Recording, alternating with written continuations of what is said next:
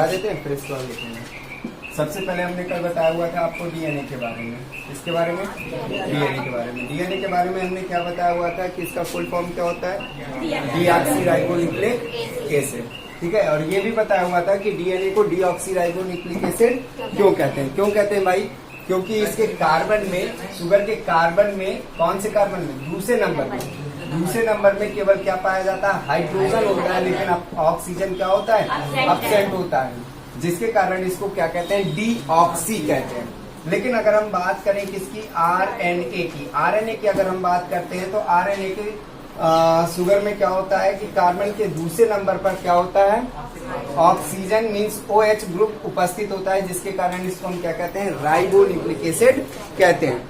इसके बाद हमने बताया हुआ था कि जो डीएनए होता है वो 3 प्रकार के अणुओं से मिलकर बना होता है। तो पहला नंबर बताइए, पहला नाइट्रोजिनस बेस, दूसरा पेंटोज शुगर, तीसरा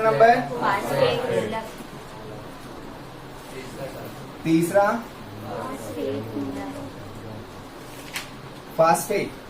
ठीक है, ये हमारे 3 तत्व 3 मॉलिक्यूल्स होते हैं जिनसे हमारा डीएनए मिलकर बना होता है। अगर हम बात करते हैं कि भाई नाइट्रोजन बेस कितने होते हैं, तो नाइट्रोजन बेस, अगर हम न्यूक्लिक एसिड की बात करें कि न्यूक्लिक एसिड कितने होते हैं, तो न्यूक्लिक एसिड कितने होते हैं, न्यूक्लिक एसिड हमारे 2 होते हैं, एक होता है डीएनए और दूसरा होता है आरएनए। क्या होता है, आरएनए। ठीक है, तो अगर हम बात करें कि नाइट्रोजन बेस कितने होते हैं, तो नाइट्रोजन बेस हमारे कितने होते हैं, 5 होते हैं। कितने होते हैं, 5 होते हैं। और वो नाइट्रोजन बेस क्या है, अगर नाइट्रोजन बेस को हम सीक्वेंस में बोले तो नाइट्रोजन बेस हमारे 2 होते हैं। कितने होते हैं, 2। कौन कौन सा, पहला होता है प्यूरिन और दूसरा होता है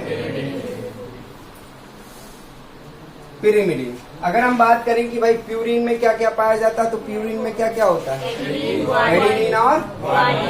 एडेनिन एंड ग्वानिन। और पिरिमिडिन में क्या क्या होता है, एडेनिन और ग्वानिन को आप छोड़ दीजिए, बाकी सब लिख दीजिए। तो क्या होता है, thymine, cytosine, uracil.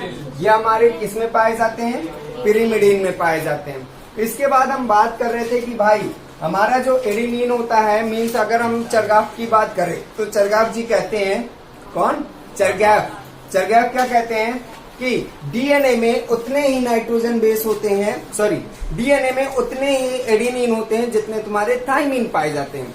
Means adenine की संख्या बराबर कितनी होती है, थाइमिन की संख्या के। अगर हमारे एडेनिन 20 है तो हमारे थाइमिन भी कितने होंगे, 20 ही होंगे। इसके बाद हमारे चरगाफ जी ये भी बोलते हैं कि अगर ग्वानिन बराबर क्या हो जाए, साइटोसिन, अर्थात ग्वानिन की संख्या साइटोसिन के बराबर होती है, तो हम इनको ये कह सकते हैं कि एडेनिन प्लस थाइमिन बराबर क्या हो जाएगा, ग्वानिन प्लस साइटोसिन। कह सकते हैं कि नहीं कह सकते कि हमारा एडेनिन थाइमिन ग्वानिन साइटोसिन के बराबर होता है। ये चरगाफ ने बोला हुआ था। तो डीएनए में नाइट्रोजन बेस में पाए जाने वाले एडेनिन और थाइमिन की जो संख्या होती है वो क्या होती है, निश्चित होती है।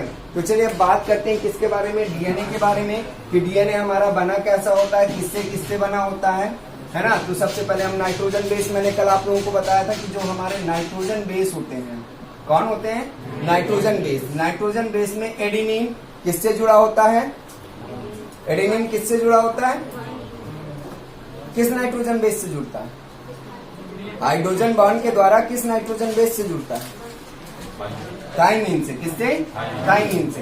लेकिन हाइड्रोजन बॉन्ड के द्वारा जुड़ता है तो कौन सा hydrogen bond, double hydrogen bond. किसके द्वारा, डबल हाइड्रोजन बॉन्ड। अगर ग्वानिन की बात करें तो भाई ग्वानिन किससे जुड़ता है, साइटोसिन से। कितने hydrogen bond, triple hydrogen bond के द्वारा ये आपस में जुड़ा होता है। ठीक है, तो चलिए अब बात करते हैं कि हमारा डीएनए कैसे बना होता है। ठीक है, इसके बाद पूरा समझा दें और पूरा समझाने के बाद फिर आपको यही चीज हम लिखवा दें। तो अब बात करते हैं डीएनए की। तो डीएनए में आ जाओ। सबसे पहले फास्फेट मूलक शुगर, वो भी कौन सी, पेंटोज, फास्फेट मूलक, फिर आपका sugar, phosphate, sugar, phosphate, sugar, ये बना लेते हो ना? Yes sir. कोई समस्या तो नहीं? नो समस्या।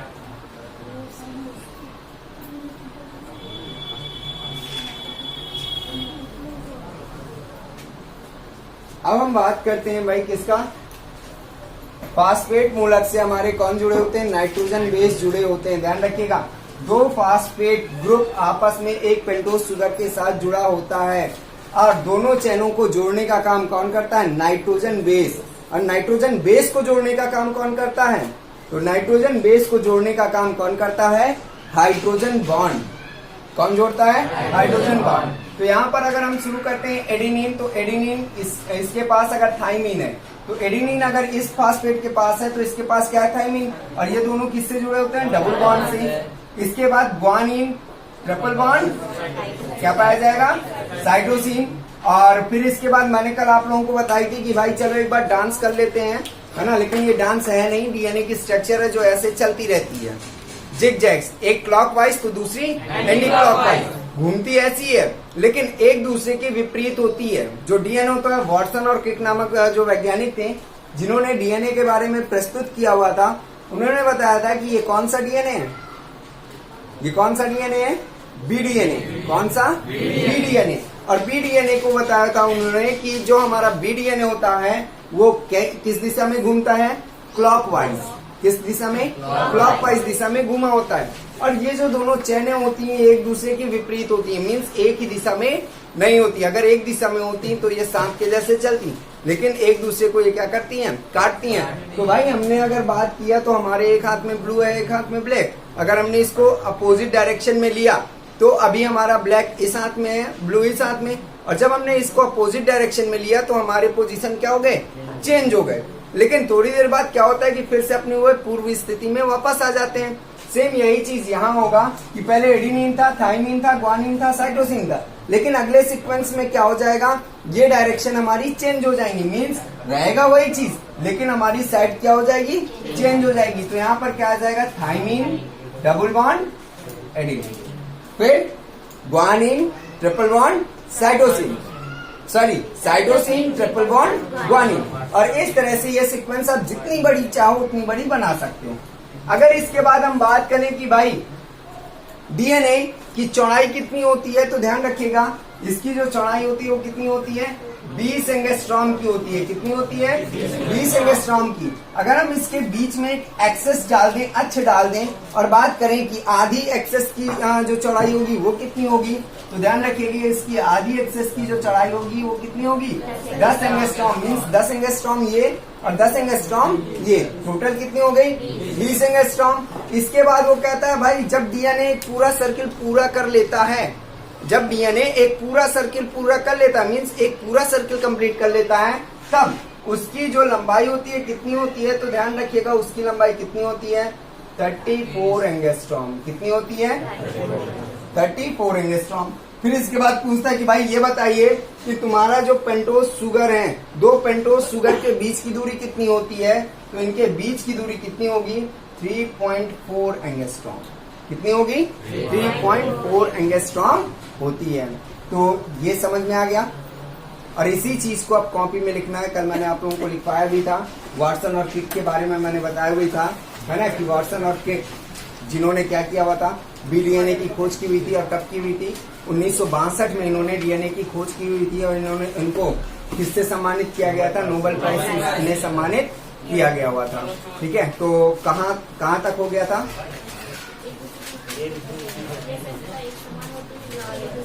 एक दूसरे के विपरीत स्थित होती है। आगे लिखिए, और इन दोनों चैनों को आपस में जोड़ने के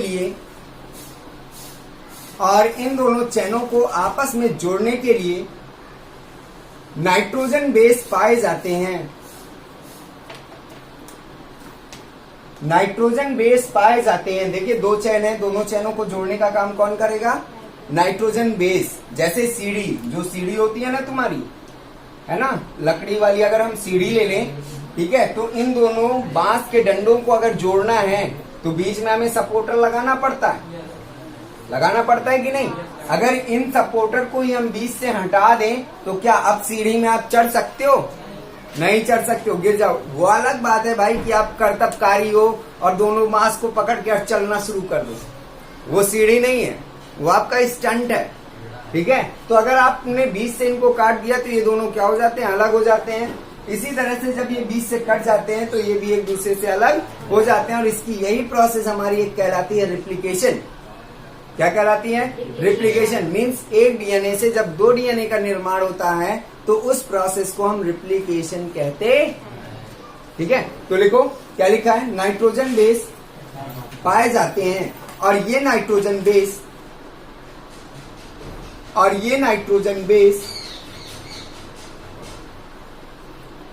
अपने से समअणुक, और ये नाइट्रोजन बेस अपने से समअणुक नाइट्रोजन बेस के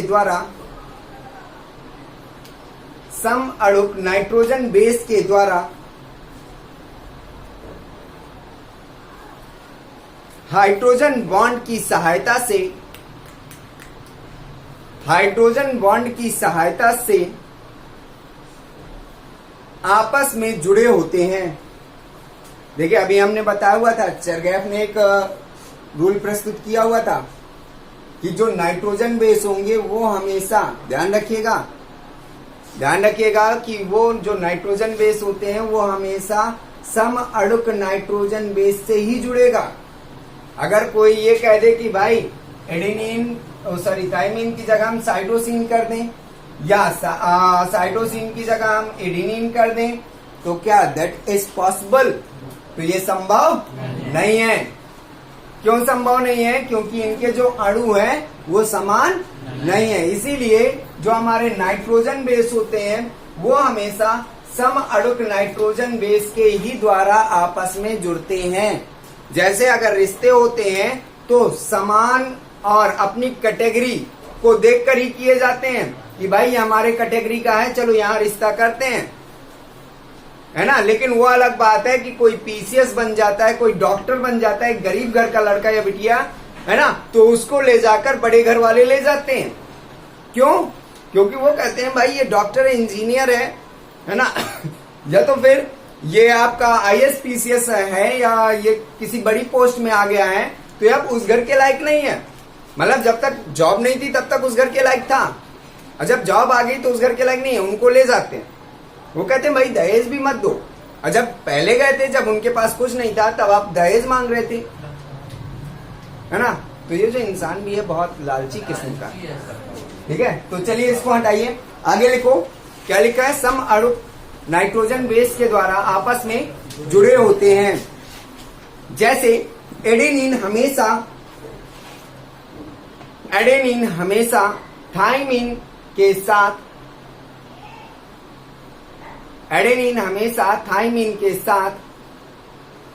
ट्रिपल बॉन्ड के द्वारा किससे जुड़े होते हैं? थाइमीन से जुड़े होते हैं। अभी फिर आपकी फोटो फ्रेमिंग कर, बिल्कुल आइए, ध्यान रखिएगा, फोटो फ्रेमिंग कर देंगे। अभी बताते जा रहे हैं, लिखा भी है कि जो एडेनिन होता है वो किससे जुड़ा होता है? थाइमीन से। किसके द्वारा? कौन से हाइड्रोजन बॉन्ड के द्वारा? डबल हाइड्रोजन बॉन्ड के द्वारा, है ना। फिर से आपको कह रहे हैं, ध्यान से लिखिए, एडेनिन हमेशा थाइमीन से कितने बॉन्ड के द्वारा जुड़ता है? डबल हाइड्रोजन बॉन्ड के द्वारा जुड़ता है। आगे लिखो, एडेनिन हमेशा थाइमीन से डबल हाइड्रोजन बॉन्ड के द्वारा, और ग्वानिन हमेशा साइटोसिन से ट्रिपल हाइड्रोजन बॉन्ड के द्वारा जुड़ा होता है। ट्रिपल हाइड्रोजन बॉन्ड के द्वारा जुड़ा होता है। ग्वानिन हमेशा साइटोसिन से ट्रिपल हाइड्रोजन बॉन्ड के द्वारा जुड़ा होता है। हो गया?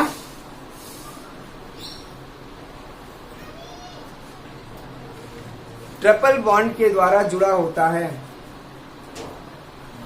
तो भाई अब इसके बाद वाटसन और क्रिक ने और क्या बताया? तो लिखिए, इन्होंने बताया कि बीडीएनए की, ध्यान रखिएगा ये कौन सा डीएनए है? बीडीएनए। ध्यान से लिखिएगा क्योंकि बीडीएनए आपके एग्जाम में पूछा जाता है, ये इंपॉर्टेंट क्वेश्चन है आप लोगों का, ठीक है। अगर बीडीएनए आता है तब भी आपको यही लिखना है, या डीएनए आता है तब भी आपको यही लिखना है। तो लिखे इसमें बी डीएनए की चौड़ाई 20 एंगस्ट्रॉम होती है। 20 एंगस्ट्रॉम होती है।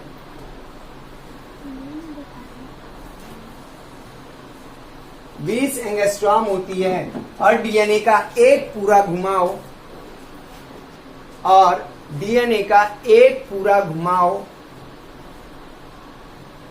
एक पूरा घुमाव का मतलब जानते हो ना, है ना। अगर इधर ये तुम्हारा डीएनए है तो आधा घुमाव ये हो गया और आधा घुमाव ये हो गया। तो जब डीएनए पूरा एक घुमाव कंप्लीट कर लेता है, ठीक है, तो डीएनए का एक घुमाव 34 एंगस्ट्रॉम का होता है।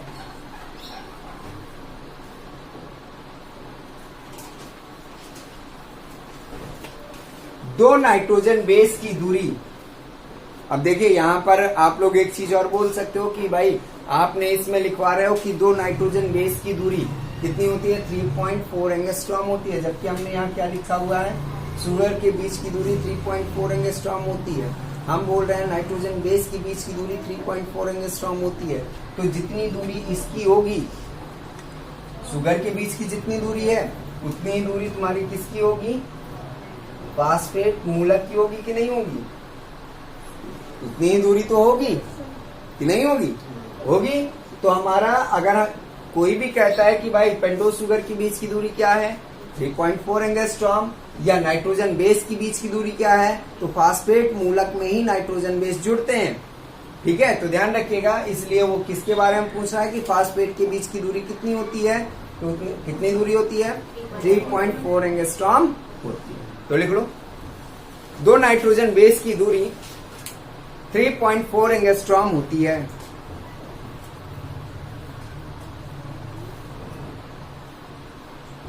ये दोनों श्रृंखलाएं एक दूसरे के विपरीत दिशा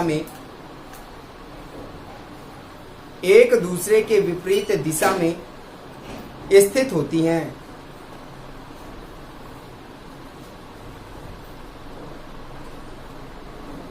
अर्थात एक दूसरे के विपरीत दिशा में स्थित होती हैं। अर्थात एक चेन